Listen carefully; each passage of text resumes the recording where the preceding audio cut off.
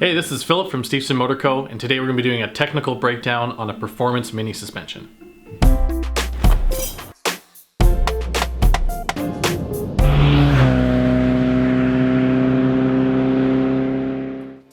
Even stock, the Mini is super fun to drive and handles really well, but it can always be improved with careful part selection. Now, the parts that you choose really depend on what kind of build you're doing, whether it's a daily driver, a full-out race car, or in our case, sort of an in-between, where it's a backroads, weekend warrior kind of deal, where you can also take to the track days and also drive to go get groceries if you want. So the parts that we've chosen have been designed specifically for that in mind, and we're going to go through today and show you each of the parts in their component form, and then show you where they go onto the car, and we'll show you exactly the reason why we chose them and how they work. Alright, so let's start at the subframe and work out from there. Because the subframe contains the brakes and suspension for the Mini, it's really critical that it's attached solidly to the car. Now, in every Mini after 1976, these subframes were rubber mounted to the chassis. And what that means is that in between the subframe and the car, there's actually a rubber spacer. They did this to try to reduce road noise, which it did a little bit, but it also had a negative effect on the handling of the Mini. So for a good handling Mini, it's always recommended to remove those rubber mounts and replace them with solid ones. Now you can buy these solid mount kits, and they replace all the rubber bushings that go in between the subframe and the body of the car. And this brings it back to what it was originally designed for, where the subframe is mounted directly to the body. You get much better steering feel, and all the suspension is able to work properly without the subframe flexing around. You probably already know that the Mini is unique in the car world in the fact that it doesn't use metal springs in its suspension. Instead, it uses rubber cones. Now, the way these work is the rubber cone sits up inside the subframe, and the upper control arm pushes on the rubber cone through this. This is called a trumpet. Sits in the bottom like this, and the more it's compressed, the more the trumpet comes in contact with the cone because of its cone shape. And what this does is it makes a progressive spring rate, meaning the more it's compressed, the stiffer it becomes. Now, there is a downside to the stock cone that comes from the factory, and that is that it has a very aggressive ramp near the end of its suspension stroke, meaning when you hit a small bump, it's nice and soft, but when you hit a bigger one, it becomes almost solid, as represented in this graph. You can see here it's nice and soft at the bottom of its stroke, but as you compress it more, imagine you hit a pothole or something, it becomes very, very solid and jarring. Now you can alleviate that by changing them to these, and these are called red spot cones. And because of the material used and because of the shape, they have a much more linear curve, although still progressive, to the spring rate, as represented here. You can see here, although on the bottom it's still nice and supple, it remains consistent as the spring rate increases.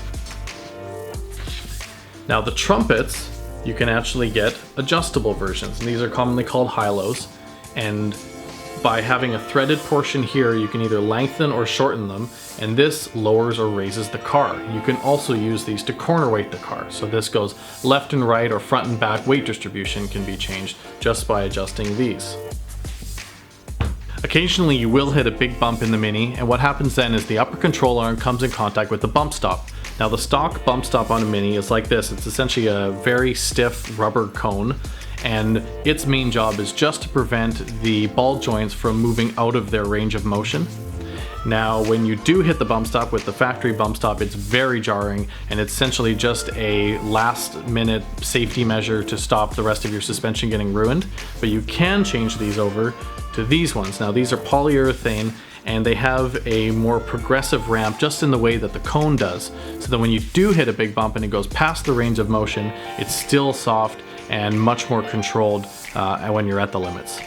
This naturally leads to our shock absorbers. For our build, we have chosen to use KYB gas adjust shocks. We really like these shocks for a couple reasons. Firstly, they're fairly inexpensive and provide great value for the money. Secondly, they are a monotube design, which means they have a bigger piston than you'd have in the equivalent twin tube. This allows for better valving and better heat dissipation. And thirdly, the eyelet to eyelet distance when compressed is about the smallest you can get for a factory replacement shock. And this is great for if your car is lowered, because as you lower the car, the shock compresses. Now, if we're speaking of that, we have the upper shock mount. Now, this upper shock mount is an improved version over the factory, and we like this for 3 reasons. Firstly is they're just stronger in general. They're made out of thicker material, they have better welds. Second is that the mounting point that the upper portion of the shock absorber attaches to has been raised in comparison to the stock mounts. And what this does is when you lower the car, you tend to compress the suspension and the shock absorber loses its travel. So by raising that point, you gain back that travel and the shock is able to work in its normal range of motion. The third thing that they do is they actually move this pickup point inboards towards the center line of the car. What that does is by having the shock at a more vertical angle, it's better able to follow the motion that the suspension moves in. And because of its vertical angle, it has a greater mechanical advantage over the suspension, able to give more accurate valving. Like most other cars, one of the best ways you can get better handling out of the Mini is by having adjustable alignment settings. Now, on the Mini, they are factory non-adjustable, but you can buy aftermarket adjustable lower control arms. Now we have 2, we have the TC rod, tie rod one here, and the lower control arm here. Now these are both adjustable, and by spinning the nut on the bottom, it lengthens or shortens the distance between the eyelets, giving you more or less caster or camber. Now on these bushings here, you'll notice we have high durometer rubber bushings. This is an advantage for a couple reasons. One is they're just stiffer than the factory bushings to suit the stiffer suspension we're running.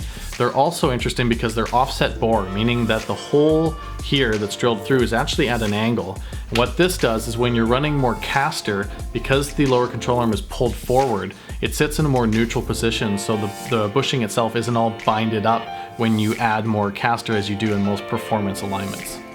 The tie rod or TC rod works very much in the same way as a lower control arm. By spinning it, it lengthens or shortens. Now we've chosen to use these bushings. Now these are interesting because the tie rod needs to do 2 separate jobs. One is it needs to articulate up and down freely as the suspension moves, and second, it needs to stop the hub assembly from moving forwards or backwards as you accelerate or brake.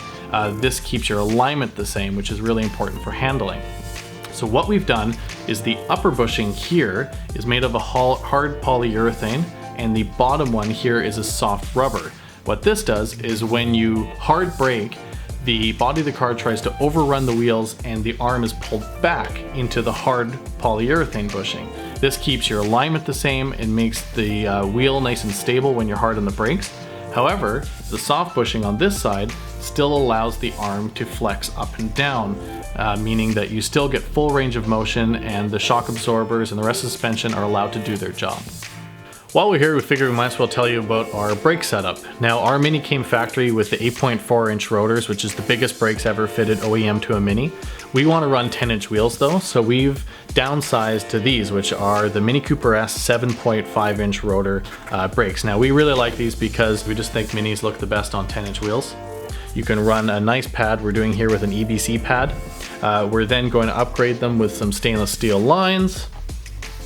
And in our case, because we really want to dial in the brake pedal feel, we're actually using a Tilton master cylinder as well as a Tilton brake bias adjuster. And these allow you to just adjust the front and rear brake balance of the car and really dial it in that way.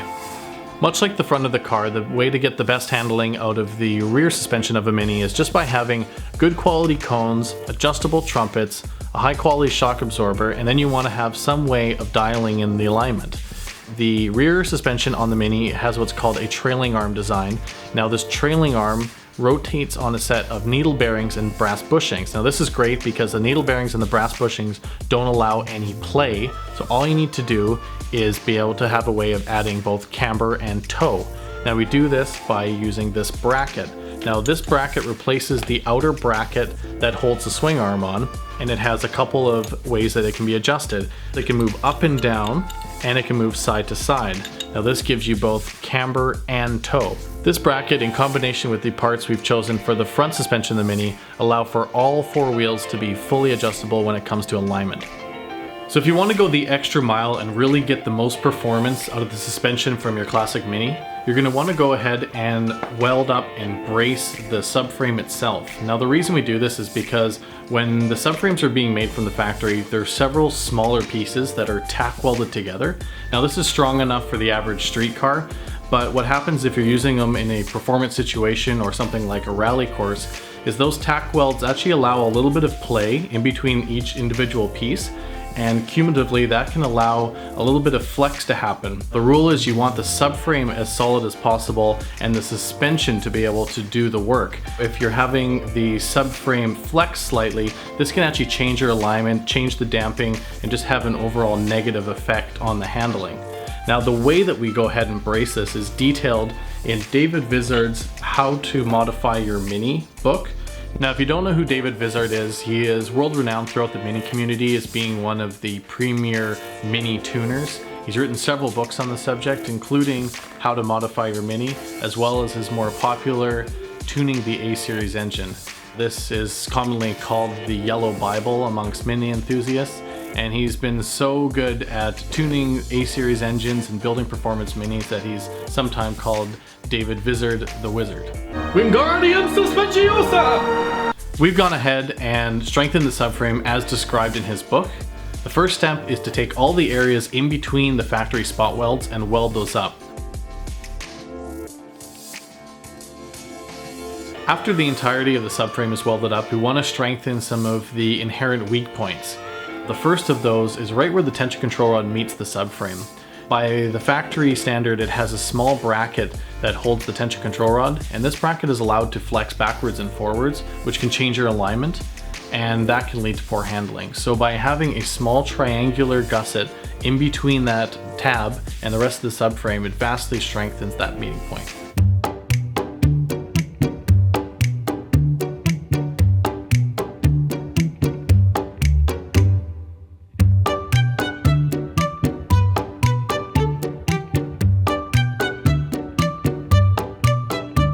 The second area to brace is the meeting point right in between the bump stop and the subframe. By adding a plate and welding it in here, it just makes this much stronger, and under a severe impact like hitting a big speed bump or whatnot, the subframe is much less likely to buckle inwards.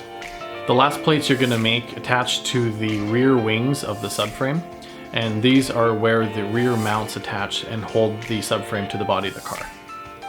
And there you go, that's the breakdown of the suspension components that we've chosen for our build.